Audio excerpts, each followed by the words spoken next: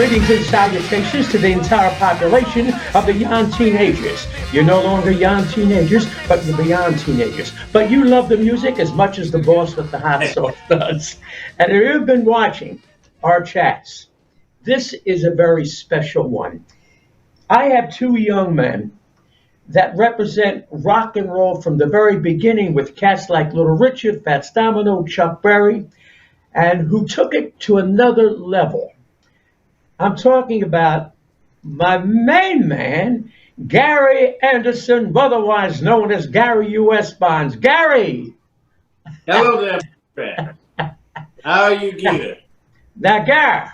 Yes, sir. On with us is a young man, as I said, ladies and gentlemen, who is a part and soul of our rock and roll, who took it to another level. His name is Stevie, Little Steven Van Zandt. Stevie! Our leader. Stevie, you guys look terrific. There are so many thoughts in my mind when I see Gary and I see you, Stephen. Gary is from the old school in the 60s. We're talking about Quarter to Three. We're talking about Not Me. We're talking about Dear Lady Twist. You, as a young kid, you were influenced at an early age with rock and roll, correct? How old were you, Stephen, when you first? Oh, me? Yeah, when you were first adopted. Sorry, I thought you were talking to Gary. I started buying singles, like, first single I ever bought was Tears on My Pillow by Little Anthony and the Imperials.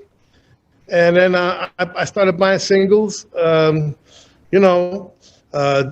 of Earl and Palisades Park, and, New Orleans by Gary U.S. Bonds, and, Pretty Little Angel Eyes, but I didn't really, connect with the business at all in terms of wanting to be a part of it until what we call the British invasion. The Beatles and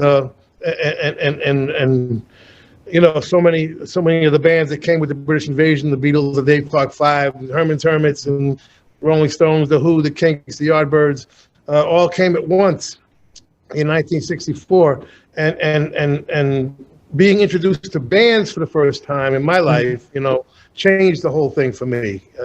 That made me want to be a part of it, So I was just a little kid, when they came. I was, 12 years old, 13, and then all of a sudden, when I saw bands, man, that was it for me. I wanted to do it, It's interesting, Gary.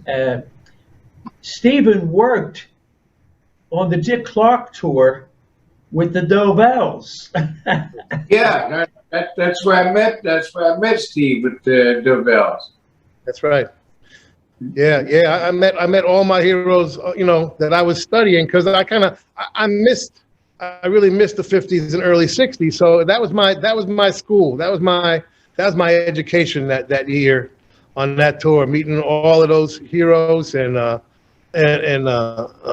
pioneers, because I just read about them and I didn't really experience the 50s, so it was really important for me as an important part of my education. That year was so, I met everybody. How did you hook up with Springsteen back then, Stephen?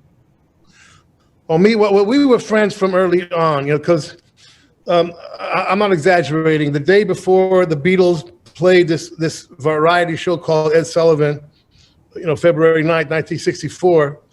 February 8th, there was not one band in America. February 10th, everybody had a band, okay? Now, mostly they stayed in the garage where they belonged, but, about a dozen bands got out in our region, in our area. And I had a band, and Bruce had a band. And so in those days, if you were in a band, you were friends, because there wasn't very many of us.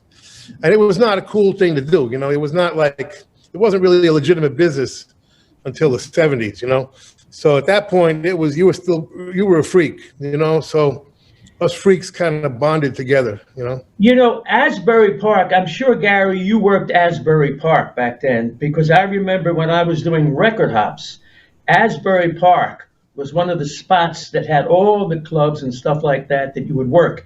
Did you work any of the clubs there, Gar? Yeah, we did. I think it was the Fast Lane was there. Yeah, there was a bunch of clubs there, but besides the Pony, there was a bunch of other clubs that were there. You know, we did them all, and there were record hops. Yes. But Stevie, you were playing live. We were doing record hops, but your group, you guys were doing live music at that time. It had to be a whole different feel. Well, yeah, you know, it was a challenge because in those days, well, first of all, we were the luckiest generation because our generation, the 60s generation, were catered to because I guess there was just so many of us, you know, the baby boom generation, that we had places to play before we got to the bars. There was an entire teenage, you know, world that we played high school dances, we played the beach clubs, we played VFW halls. We played. There were teenage nightclubs built just for us. A place called Le Rendezvous. You know, but as I look at your career, Stephen, what amazes me is that you not only did one thing, you did many things. A musician, a producer, a writer. You know, you're like a one-man Geator. I mean, you did the whole thing. I mean, writing and producing, especially with Gary Bonds, what gave you the idea that you wanted to do something with a rock and roller like Gary, who was a major star in the early 60s, and here you are in the 70s? What gave you the idea that you wanted to do something with Gary U.S. Bonds? Ironically, you know, the British invasion, which was the birth of my life, the British invasion came over and put all of their heroes out of work. Okay, it was ironic, it was tragic, but the truth was that, you know, they put all of the 50s and early 60s guys pretty much out of work, and they went out. They put them out to pasture in our industry. Put everybody out to pasture in the prime of their lives. I mean, most of these cats were in their 30s, maybe early 40s. You know, who have had hits in the 50s and 60s. But whatever hits you had when the Beatles came, that was the hits you were going to play the rest of your life. You know, if you had 2 hits, that's what you're playing. If you had 5, you know, if you're a little lucky like the Drifters or somebody, you know, you get more hits. But that was it for the rest of your life, you know? So as the 70s hit, I through a long period of weirdness, which I talk about, and I just wrote a book which is coming out in September, and I talk about this stuff in more detail. But basically, I ended up on what they call the oldie circuit, you know? Right. And, you know, in right around 72, 73, it was at its peak. You know, Richard Nader was doing his shows, his multi-act shows. Square Garden. Yep, and that was the first time I played the Garden. You know, I got to tell you, Stephen and Gary, you'll love the story. You know, he booked Ricky Nelson, if you remember, Stephen, and Ricky came on, and you know, the Drifters were there, Chuck was there, okay, and they all looked like they did when they first began, but Ricky Nelson came out with long hair.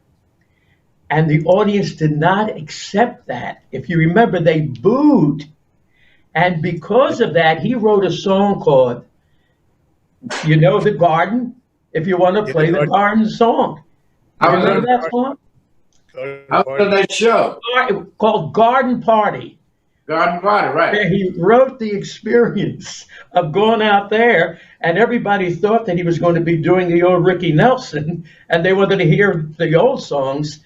So, you know, there's so many things in our industry, Stephen and Gary, that are so interesting. Now, Stephen, not only did you produce for Gary, but you also did things with Darlene Love, Nancy Sinatra. I mean, how was it working with Nancy? Well, you know, she's amazing. But just to connect the story, you know, so I'm meeting all of these heroes and pioneers. And it occurred to me that, you know, these cats are still fantastic, and it's really just a tragedy So the very first thing I did when I got in the studio for the very first time as a producer, Southside Johnny and the Adbury Jukes, we took Lee Dorsey out of retirement, and put him on the record.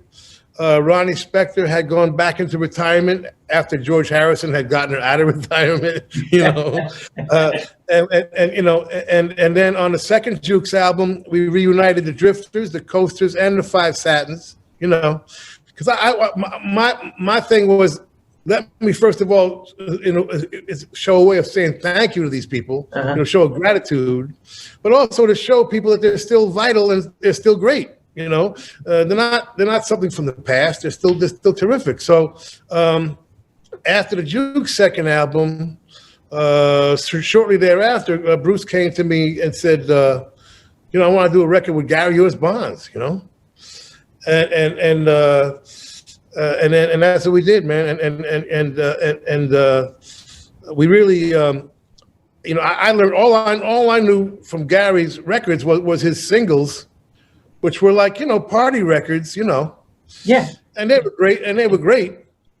But you captured. But ironically, let me just say one thing. Ironically, I said to Bruce, I said, man, Gary U.S. Bonds, he's great. I met him, he's a wonderful cat, he's funny as hell, first of all. But I said, with all the major singers, still around, Benny King, Wilson Pickett, Yeah. I said, Gary, why Gary U.S. Bonds? Because I didn't get it at first, because of Gary's records, and he said, you'll see what I mean. But what you did? You took these artists and you created a whole new career with a whole brand new feel. Gary, when Stephen came to you and wanted to record you, what was in your mind? Well, happiness, because it was somebody who wanted to do something with me, and I was happy with that, man. I wanted to do that. I was glad that it came about, and it was Stephen, who already, like I said, I knew from the Dovell. We were already friends, and there was Bruce, who I hadn't met. But he was an up and coming star at the time. Yeah. But you know what, Stephen, what you did, you captured the sound of Gary U.S. Bonds back then and made it the sound of that day with the material and the arrangements, which is an amazing thing. So the vision that you had was completely different at that time than most record executives, because most record executives figured that Gary, Benny King, Darlene, or whoever were over. But Gary, he recreated a brand new career for our artist. And that's an amazing spirit, Stephen. That's something that you had inside you, my man. But I was always more comfortable behind the scenes anyway. I was always more comfortable as a producer, as a writer. But the thing that surprised me was, okay, we're going to go in and we're going to do Gary, and we're going to recapture something that similar to what he did, yes, which to me is timeless. I don't believe in modernizing anybody. Okay, I don't believe in that. I just don't. Greatness is greatness. And Gary was great in '61 and 62, and he's great now. So, but what surprised me was Gary's range and his voice, which I was not ready for. I was not ready for Gary turning out to be one of the greatest, R&B and soul singers of all time. Okay, and that's something that I'm very proud that we brought out on those records.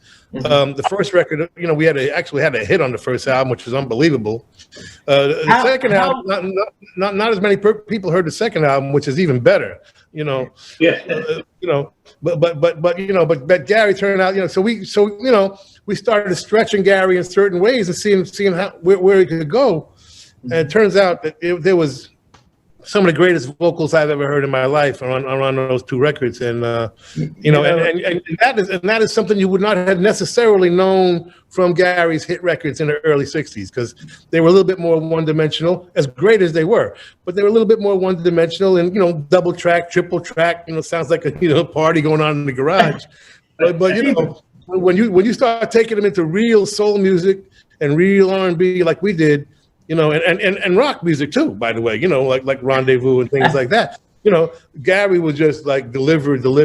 I mean, he was just, we were in the studio just, blowing our minds because he was so good. As I talk to you, I got to tell you, you're a young man with an old rhythm and blues soul.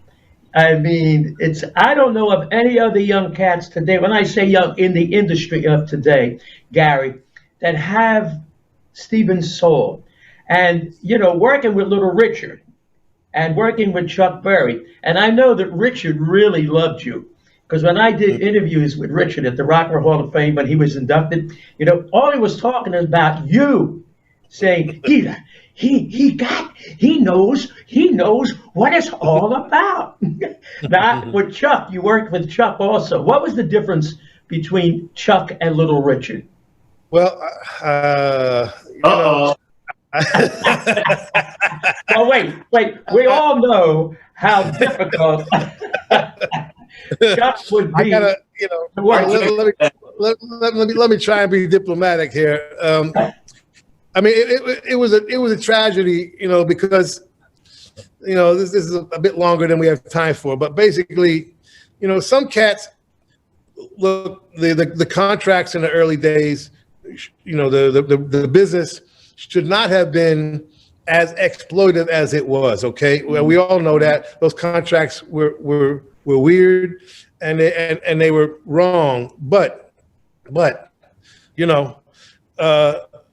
made people stars, and yes, they should have been more fair, but some people reacted to how those contracts were in different ways, and the truth of the matter is, if you look at it objectively, let's say the Chess Brothers took all of Chuck's record money, okay? Right.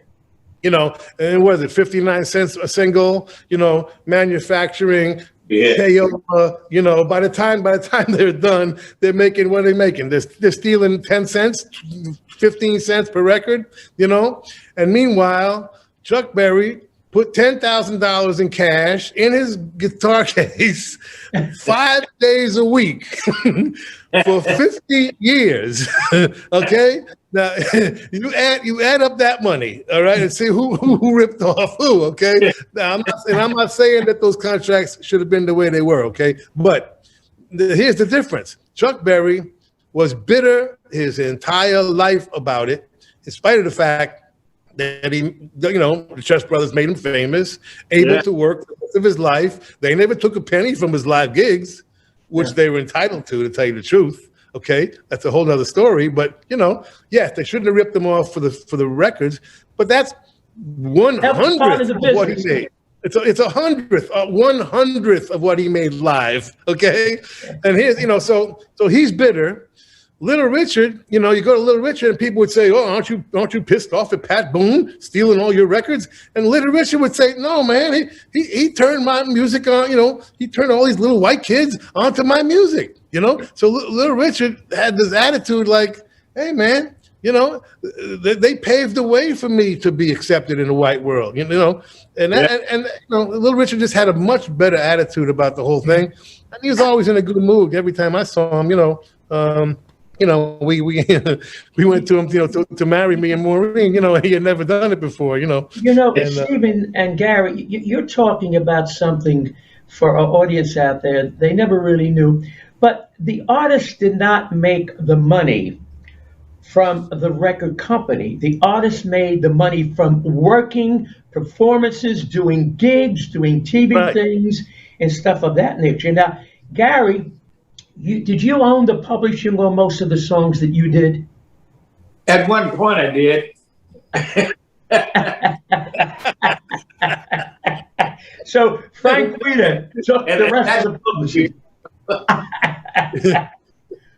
Before that horse didn't come in. Yeah. Gary, what amazes me with Stevie? Oh, but by the way, I just got all my rights back this year, so. Oh, all right. But listen, I don't know what that means, but I got. Listen, Gary, this cat is on radio. He's on Sirius Radio and Underground and things of that nature. But now, also, he became a movie star. How did you wind up? How did David Chase with The Sopranos say, hey, where did he see something about you that he thought that you would be perfect for one of the roles? You know, he had been in TV his whole life and had decided that he's going to do one last TV show.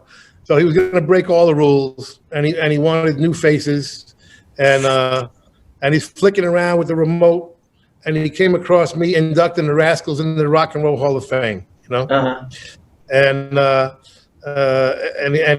he saw the montage that they do of the Rascals, and he said, "What's the Rascals doing on TV?"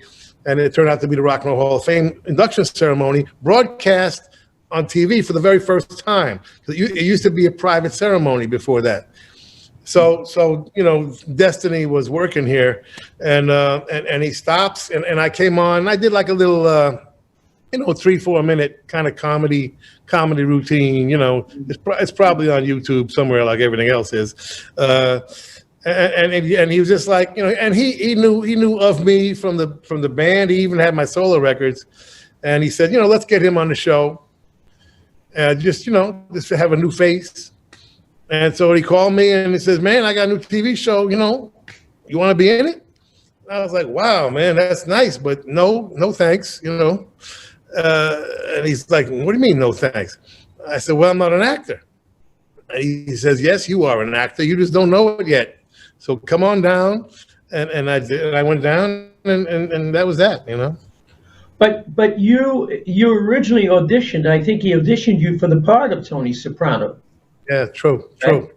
And true, yeah. And your wife Maureen wound up with you in the series, right? But yeah, she came on the second year because as my role developed in that first year, you know, it became a bigger role. I kind of became the underboss and the consigliere, as well as the ambassador. So I was kind of like, you know, the cat in the family that was in show business. Now my show business happened to be running a strip club, but it was still show business. You know? So they felt I needed like a more like a you know, a more glamorous kind of. Gary, do you remember the role he played in The Sopranos? You know what his name was? That was one of the greatest shows I ever saw. I don't know why they took that off the air. That was so disappointing to me. It was disappointing to Steve too. I don't think he understands why they did it either. Maybe now he does. I still don't. Well, that had a good 7 seasons. You know, the one that I want to get back is Lilyhammer. That's the one we should. That was a good one. That was the weirdest show I've ever seen on TV.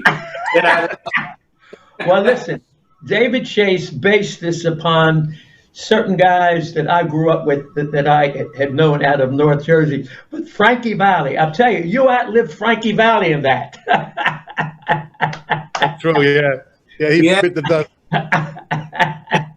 Sorry, Frankie, I'm sorry. I didn't write it. I once did a party with a couple of judges. This is a true story.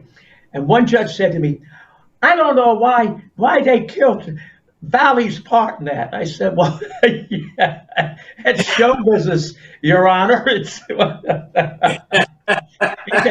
well, he was a real Italian. I said, well, listen, little Stephen, his family is from Calabria. You were Calabrese, right? And in Italian, Calabrese means Cavados, and that saved you. That's right. Now, wait, but Gary, not only does he The Soprano, but now he did a movie with De Niro and Pacino called The Irishman. Yeah. And Gary, he plays an Italian singer by the name of Jerry Vale. Doing Adila. How did you get cast for that? Now, that was a thrill, I must say. You know, that was one of my lifelong dreams, was to do a film with Marty Scorsese. And, you know, even though it was only a few seconds on screen and a little cameo, I wanted to be in that movie. It's one of my favorite mob books I've ever read. Called You Paint Houses, and I read them all. It's just an interest of mine, even before I got Sopranos. That's probably why I got Sopranos. But and it's just one of the great mob books of all time. And I said, if I'm ever in a mob movie, this is the one I want to be in. And that was before Scorsese. I knew he was going to do the movie. So you read the book before you did the role? Yeah, long before. And I just put the word out. We got some mutual friends. And I know Marty. Just to say hello. Yeah. I'm not going to say one of my best friends, but we're certainly friendly acquaintances. Yeah. And Gary, the book was based upon a guy from Philadelphia by the name of Frank Sheeran. And I got to tell you guys something. It was so off. Trust me. But listen. But the book had a great feel to it, though. You know what I mean? Yeah. Hey, listen. Who's going to dispute anything when everybody's dead? I don't know why I have to keep answering the question. Is that really Stevie singing in that movie? I go, yeah, he started. I mean, that'll be our secret. Boy, that's the way he sounds. Yeah, but meanwhile, I mean, I can do a passable Sinatra. My character in Lilyhammer did a couple of songs in Lilyhammer. I did My Kind of Town. Lilyhammer is. Oh yeah. But Jerry Vale, man. He was this close to an opera singer. I mean, this cat was like the voice of all voices. So I did my best. I did my best. Yeah. Did you ever meet him, Stephen? No, actually, I never did. He was in a couple of Scorsese movies, and he would have been in this one, obviously. Right. You worked with Nancy. She was wonderful to work with, right? Yeah, we had Nancy at our festival, and she's just a good friend of mine, and I just love her. I never did produce her. I wrote a song for her, and I was going to produce her, and I don't to this day I'm not sure what went wrong there. Something went sideways, but she did one of my songs, the B-side of the Ronnie Spector single that we did with the E Street Band, a song called "Baby Please Don't Go," which Nancy then covered on her later albums. But we had her at the festival. We did a festival. 2004 or so, Underground Garage Festival, which was just this amazing, what's so wonderful about you, Stephen, and I think, and I mean this sincerely, you really respect talent, no matter what age or no matter what era, and that's very evident on what you have done for all of these wonderful performers throughout the years. I mean, that's an inspiration. And Gary, you and I go back to the very beginning. It wasn't easy for performers back then. We talked about the Chess Brothers, and we talked about the record companies that took all of the money. Today, it's a whole different business. Today, the lawyers represent the artists and dictate to the record companies. But back in the day, you had to have good guys around you. And Stephen, you really appreciate these wonderful, talented people for where they've been and what they went through. Well, not only that, but I hate to say it, but if you would offer me a deal right now, okay, I'm gonna take all your record money, but I'm gonna make you famous, and you're gonna work for the next 50 years of your life. I would have taken that deal. In other words, the business worked better then. I don't care rip-offs or not. Okay. Yep. And radio worked better when the mob was involved. Okay, and it was payola everywhere. I'm telling you. What, Gary? Everything was better when the mob was involved. Well, listen. Let's talk about what's wrong sometimes in America. When you were a kid growing up, get out of here. You don't belong here. You respected it. You're going to get your head busted. Now, I'm warning you, stay away from here. Today, there's no fear of reprisal.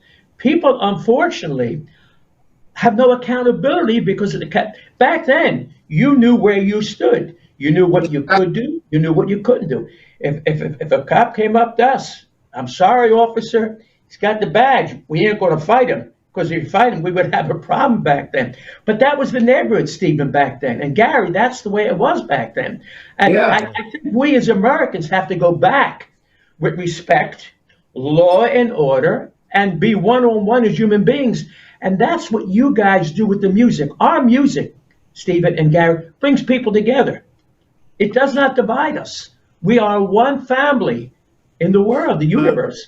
And you, Stephen, more than anybody, have done so much in your career for other people. But you know, I have to tell you, Jerry, it's not nostalgia on my part. Okay, I know it seems like it, but it's not. I mean, as a producer, it's a huge difference producing Gary Bonds. You know, we brought in Benny King and Chuck Jackson to work with Gary. You know, Darlene Love, I just did her first debut album, a few years ago.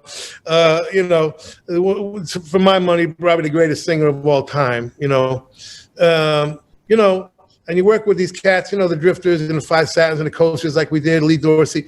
I mean, the quality level is higher. I'm sorry, okay? It's not me being nostalgic for these cats. They are a joy to produce because, they sing in tune, and because they had to sing in tune when they started. There was no fixing anything. No. So they sing. When Gary sings, every take is a take. It's just a matter of let's try this, let's try a little bit of that. But Gary doesn't need a producer. He opens his mouth and he's singing in tune, and singing great. And that's a difference between those cats, those 50s and 60s cats, and the modern world. That's why I wish I'd done more, to be honest. I went to Bruce at the time. I said, Bruce, let's start a company and do just this. Let's just bring back 50s and 60s cats and do new records with him, and he didn't want to be in business. He just had a thing about not being in business. I don't blame him, but money. I regret that, though. I regret that. I wish we'd done a whole lot more, because there was so many, I mean, I wrote "I Don't Want to Go Home" for Benny King and the Drifters when I was on the oldies circuit. But I didn't have the courage to give it to him, so Southside Johnny ended up with it, as his first album. But what made you want to get into radio, Stephen? Which I think is wonderful with the underground thing. Well, I grew up with radio, and now we also had phenomenal TV at the time, which people find hard to believe. But for about a year and a half, 2 years, we had 7 or 8 great rock and roll TV shows also. Yeah. But mostly it was all about the radio. And you grew up with it, and you had a relationship with the radio, and even before FM, I mean, AM radio was great already, and so, one day, in the, whenever it was, in the 90s or whenever I started, early 2000, I turned the radio on one day, and I'm like, man, it's a shame that this generation is not going to hear the greatest music anymore, They weren't playing any more 50s and 60s music, really. Oldies radio right now goes back to like the 80s. The 80s is now considered oldies. And I'm like, wait a minute. We've eliminated the renaissance of our lifetime. The greatest music ever made, 50s and 60s and into the 70s. And you can't hear it anymore. This is before Sirius Satellite. Well, I'm like, this ain't right. This ain't right. I gotta do a radio show and make that music accessible to future generations. And I did that for a couple of years with my syndicated show, which is still on. But then, thank God, Sirius Satellite came along, because that's the museum now where people can go and see the greatest and hear the greatest, music ever made. Someone said to me, Geator, what is the secret of your success? I do what I do because I can play my records and shuffle the records. No one dictates to me what to play, what to say. It comes from a heart, not a research chart. And you guys do that with your career. Gary, when you're on stage, you know if you're clicking and you know what you got to do to change the pace to get an audience. That's show business. When you talk about radio and TV back in the day, it was show business. It was entertaining. Today, Stephen, everything is push buttons, beep, bop, bop, bop, bop. And format radio really destroyed radio. When you take away the ability of a disc jockey to play what he wants to play for an audience, there's no more radio. No. It's a shame. I mean, the formats now are 300, 400, 500 records. Okay, my format is over 5,000 records. And I don't pretend that I'm going by anything other than my own taste. I'm like, you dig it or you don't. But I'm playing everything from Rocket '88, and Rocket '88, Ike Turner, 1951, right up until today. And we've introduced over 1,000 new bands, brand new bands, 1,000 in the last 20 years. So we played a whole 70 years of rock and roll. Stephen, one of rock and soul, I should say. One of my favorite cats was Elmore James. Yeah, Dustin' My Blues. Fantastic. One of the great voices. Gary, going back, man, because you were at Norfolk, right? Who were some of the heroes for you when you were growing up on radio? Well, the obvious one was, the Sam Cooks, the Jackie Wilsons, the Benny Kings. In fact, he was one of the later ones. And the Turbans, the Coasters, the Drifters, you name them, man. We listened to, and back then, listening to Jack Holmes in Norfolk. I mean, he played everything. I mean, you could hear, you could, one half hour he played the Connie Francis.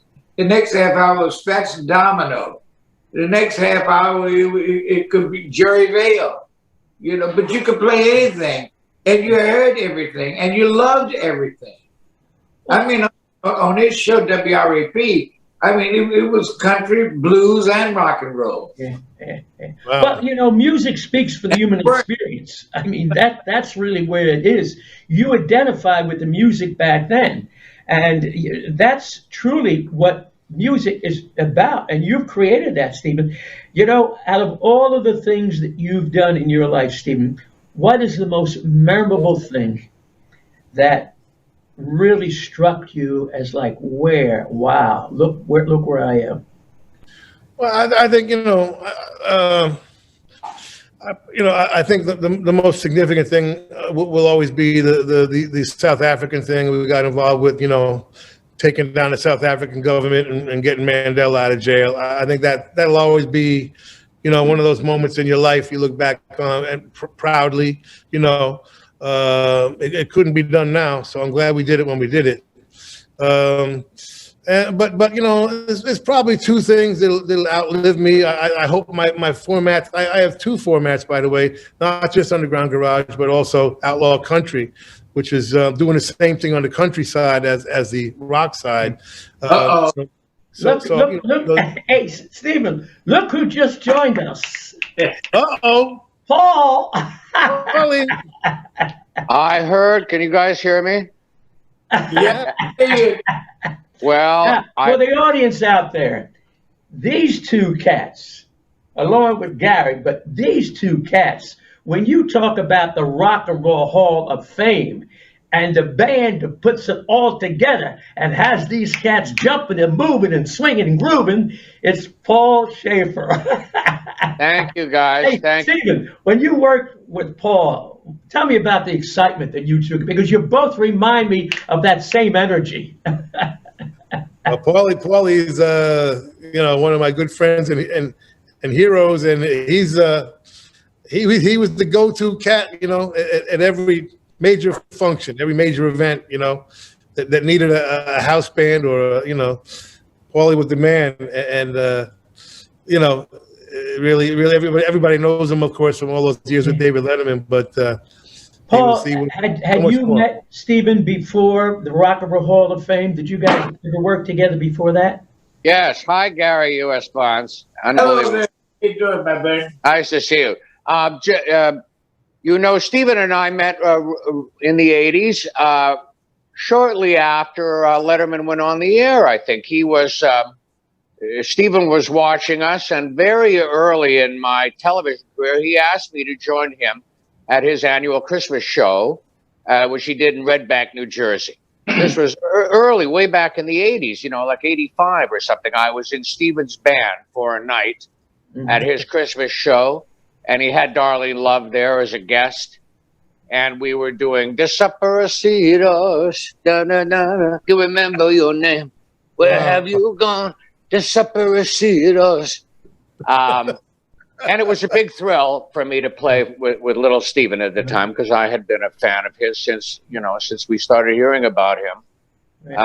With Bruce, when he was Born to Run, you know, those two cats. And then you guys reunited with the Rock and Roll of Fame, right? Where you guys really were. Not only that, but Jerry, I did Letterman in various forms. I did Letterman like five times. You know. Here's a funny story on Stephen though.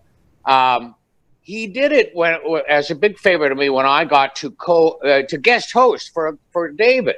I think David was having his baby and he didn't come in, you know. And I was hosting. Stephen was my guest, and he says, "I've never done the show before." I said, "Stephen, what are you talking about? You did it back in the 80s. You brought clothes for us. You brought schmatas and scarves and everything, and you dressed up my whole band to play behind you." And in the interview, David said, "Well, why does the band seem to look like you?" And you said, "Well, I brought some extra stuff with me, and the guys, they stole it."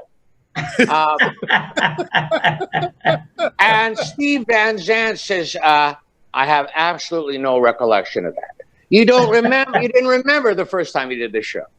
No, I didn't. But I also did it. I did it with Bon Jovi. I did it with I think with Richie Sambora separate. Yes. I think so. You know, I ended up doing it, you know, 4 or 5 times, and with Bruce, by the way. So that was five times at least. Yes, you were sort of our. Remember how they used to say, if you need a guest at the last minute, you call Tony Randall. He'll always do it. You were sort of. You were our musical Tony Randall for a minute there. And we appreciate it. Now, I want to move to Gary U.S. Barnes very quickly, because there was a rumor circulating that he and Jimmy Soul, the guy who did If You Want to Be Happy for the rest of your life, that they were the same person. This reached me up in Canada even. I heard Jimmy Soul, that's just Gary U.S. Barnes. When I met Gary, I had the great pleasure to meet him. That was the first question I asked. And he was familiar with the rumor, I think, but when he straightened me out, no, of course, there were 2 different guys, but they started out working together in the beaches scene there, and they were, what were they called? It was Nature Boy. What was that, Gary? Wonder Boy and Nature Boy. You and Jimmy Soul in a club, right? In South Carolina. Yeah, and he would we would swing it. It was one of those shotgun clubs. And what does that mean? What does that mean? Shotgun. Well, you walk in the front door, and you could directly in the rear was the rear door. You know, straight ahead with the bar on one side, and then little tables on the left side. You know, but he would swing from the front door. I was swinging from the back door on a rope, and we both wore little loincloths, and we swung in the middle of the bar. Wonder Boy and Nature Boy, and we start singing. Oh man! Paul and Stephen. You wouldn't want to see that. I tell you that right now. No, I'm glad we never. Glad we tried to see that. Wait, you guys didn't know that Jimmy Soul's first song was "Twisted Matilda." Yeah. And it was on the LeGrand label. And just like Gary, he didn't get paid. Well, yeah, exactly. In fact, he got paid less because he was the low end of the story. I was the first. Well, you know, you, like Stephen and Gary, have done so many wonderful things in, as I say, show business. What is something, Paul, that you would really like to do that you haven't done, though? I don't know. How much could there be? I was so blessed in my career. My mind goes to the people. I got to play with almost everybody that I idolized. Stephen being one of them. Gary U.S. Bonds being another one. I played for both those cats. I missed Sinatra and Elvis. So, what can you do? I got pretty close. I played with Tony Bennett, Frank Sinatra Jr., Sammy, and I played for Carl Perkins, so I got awfully close, but that would have been, if I had been able to play for those two guys, that would have been, of course. Wow. Yeah. You mentioned Sammy. Out of all of the guys, Stephen and Gary, Gary, Sammy was the most talented, the most humble, the nicest guy in the entire world. And his daughter, Tracy, just passed away a little while ago. Oh. And Quincy, I had spoken to Quincy because Quincy had bought the rights to the book, Yes, I Can. And they were talking about doing the Broadway play. And unfortunately, it really never happened. But when you talk about the Giants, you got to mention Sammy, because Sammy was, yeah. There's never been a movie about him, right? I don't think. No, there really hasn't. How can that be? The guy is obviously maybe the most talented guy in the history of show business. Yeah. And it's never been, and quite an interesting life, quite a controversial life. Yeah. How could there not have been a movie about this guy? I don't get that. Well, Stephen, Paul, and Gary, Hollywood is completely different now. You got independent producers, independent writers back in the studio, the MGMs and the Columbia with the Harry Cons and Paramount. They had the writers. Now it's all independent guys that come, and the independent guys get click if they come up with the story, a proper screen. Well, you saw it with The Irishman, Stephen. It took Marty and De Niro a long time to get the money to be able to do that, So it's a whole different business. The nice thing about some of these new companies now, because that had to be done at Netflix, and now there's 4 or 5 new companies now that have the money, like Apple's starting to do things, and which is wonderful. It's a wonderful new stream of money coming into the system, which is great, because I don't think The Irishman could have been done any other way, Where do you see the industry going today, Stephen, as far as the record business? Well, it's over. Okay, the record business that we knew is over, and it ain't coming back. You got I don't know, a dozen artists selling records. The streaming thing is just it's just a shame. You get 100 million streams and you make $10. It really, we've now kind of gone full circle in a funny way back to, like we were talking about before. What was important was the live gigs when it came to the pioneers, who were not making money from their records, which shouldn't have happened. But the good news was they were able to work then for the next 50 years. Paul, in your take as a musician, with what you do, where do you see it going? Because you've worked on major sessions with these artists. Where do you see it worked in the days when you had people playing real instruments. The technology has changed the music again, of course, all different ways. The way it's delivered with the streaming, and also the way the records are made. You don't have to learn an instrument. What is your instrument? Answer the computer. And that's the kind of sound that we gravitate towards today. I don't know what to say, except that I'm sure glad that I got to experience the era of music and, musicians playing. Things develop and change. I don't think there's any way to go back. We have to just, put on our dancing shoes and groove. That's all. Gar, yes. tell them how it was when you go to the studio back in the day, okay?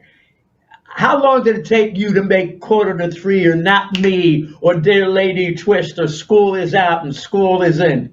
Tell them how long it took. But it actually didn't take that long to make any of those records. It took longer to drink the bottle that we were drinking out of than it did to make the record, you know. But it was only 2 tracks, you know, and which is great. I mean, I missed it. And in Virginia, where I live, we really didn't have a studio like Paul and Steve and them in New York. And we were in Norfolk, Virginia. We had a studio. Was it a different experience when you worked with Steven? Oh, As yeah. it was back, completely different, right? Oh, yeah, yeah. I mean, working with Steve, we were at the studio in Manhattan, which had everything. Had everything was there for us. Mm-hmm. And even Bon Jovi, we used to send him out for sandwiches and stuff. That was before he became a big star. Hey, Bon Jovi, go get your roast beef. Hurry back. You know, I got to say this to Stephen. You know, on behalf of everybody that you have helped, which is so important because you appreciate their talent, I not only thank you, but I'm sure Paul and Gary and every one of the artists, Darlene Love, Ronnie Spector, and the late Benny King, and of course, Chuck Jackson, who I love. I mean, we thank you for keeping what we've done alive and the love that you have for our music. And it's evident what you do with your radio show, man. So yeah, no, those cats are in regular rotation forever in my system, you know, and it's just my way of saying thank you because honestly, because I had no life without music. I don't know what I would have done, you know. Like I used to joke, you know, I would have been a real soprano if it wasn't for the radio, you know. You would have been one of the guys in the movies that they do with the Sopranos. Exactly. You know, so I almost was. I found rock and roll. Paul, summing it up, because we're going to talk again with other wonderful stars. Your life has been a wonderful life, correct? Oh, it sure has, and I'm blessed, and I don't take it for granted. Yeah. Gary? Yeah. No, I'm sorry, got Paul. No, that's I thought you had another question. It's just that it sounds like a song, but I think it's probably true of all of us. Rock and roll saved our lives, isn't it? It's a romantic sort of a concept, but it's actually true. Yeah. Yes. Yeah. Gary? Yeah, rock and roll actually saved my life it twice. So. And everybody else think I've been an oldie but goodie twice. So I gotta say though that let's talk about you and Steve and how you came up with classic songs that are right up there with Quarter to Three. The tunes that you had hits together that are right up there in that pantheon. That's pretty damn impressive. Wow, thank you, Paul. Yeah, but Stephen wrote some great songs, man. You know? He did. Yeah. Well, he's got your number. He's got your number. Let's put it that way. He knows how to write for you. Yeah. Well, he did. And Southside. Remember that guy? I do. Yeah. I got a great story about Southside Johnny. I was at a private event, like a big party in a huge place, and he's entertaining. And the host says, "Go up on stage with him," and I do. I'm up there ready to play. He looks at me and he says, "I hate you." and then we rocked. Guys, I could go on. We could go on forever and ever. But Stephen, thank you very much. You know, I love your rock and roll heart and where you are. And I'm glad that Little Richard did your wedding when you married Maureen. Yeah, it was hilarious.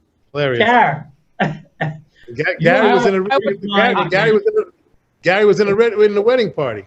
Yeah. Wow. Yeah. Really? I was available, but they didn't need a rabbi. Yeah. I wanted to get on this, Paul, and I tried to reach him. I wanted to get Andy Paley with us, guys, because Andy, I couldn't reach him. By the way, Stephen, he's on the West Coast, so we woke him up early in the morning. Yeah, that's why I still have my Versace robe on. When I'm out here, I go straight to Versace. What are you doing on the West Coast, Paul? Yeah, what are you doing there, Paul? Well, my daughter lives out here now. My daughter, Victoria Shaffer, who has got a new book coming out in October about her exploits sheltering, rescuing dogs, and getting them adopted. That's what she's doing out here. That's wonderful. Stephen, Wonderful. What's next for you?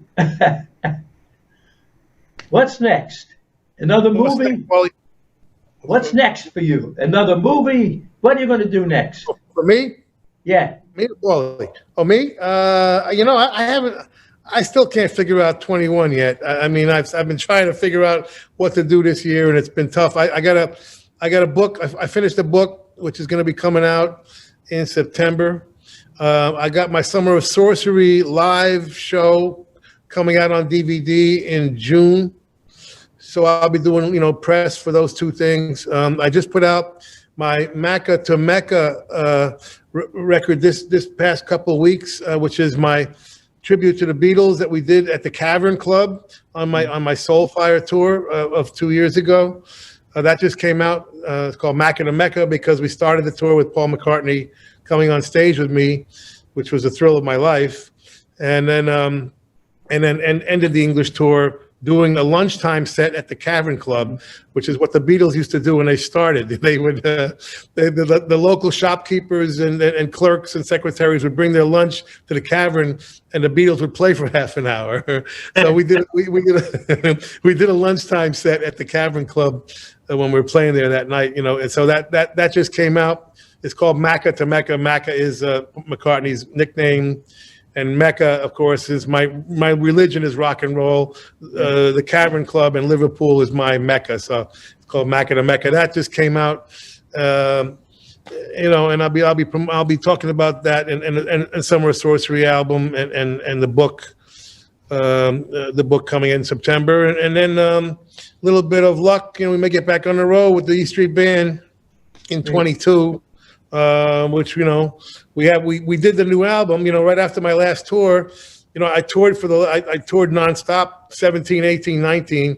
The Soulfire tour turned right into the Summer of Sorcery tour, and then I stopped the tour to do the Letter to You, the E Street Band new album, because figuring that we were going to be on the road summer of 2020.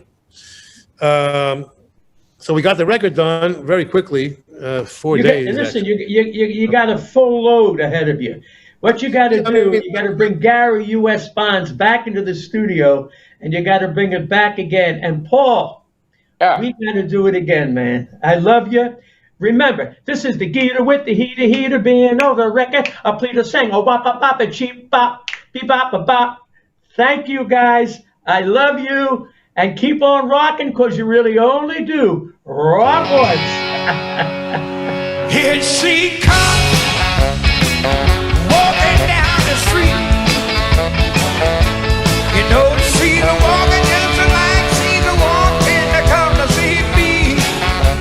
Oh, she's so young, she's so fine. I know what's on your mind, know what you wanna do, but if you mess with her, I'm gonna mess with you. You better watch yourself, you better stay in line. This little girl is mine. Oh, this little girl is mine. Oh, this little girl, this little girl, this little girl is mine. Oh, this little girl is mine. Oh, this little girl is mine. Oh, this little girl.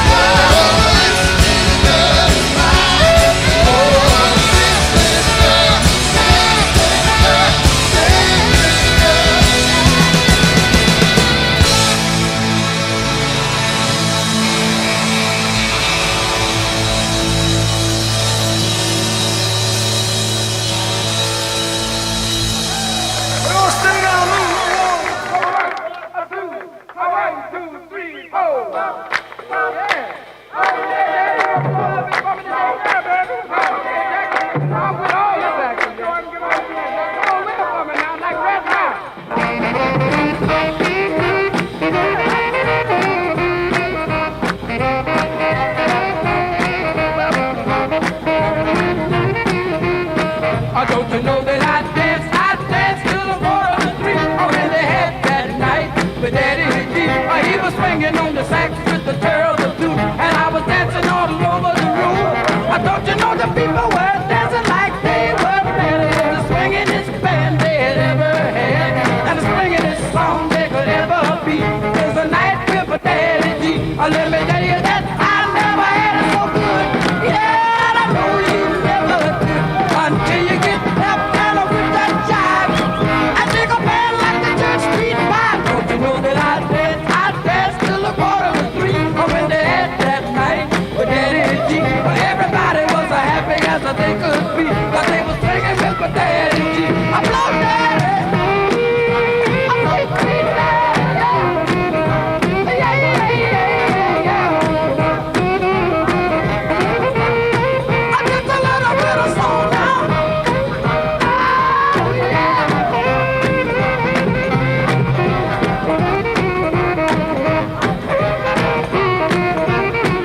Let me tell you that I never had it so good. Yeah, and I know you never could until you get that fella with that jive and take a man like the Church Street Five. Don't you know that I danced till the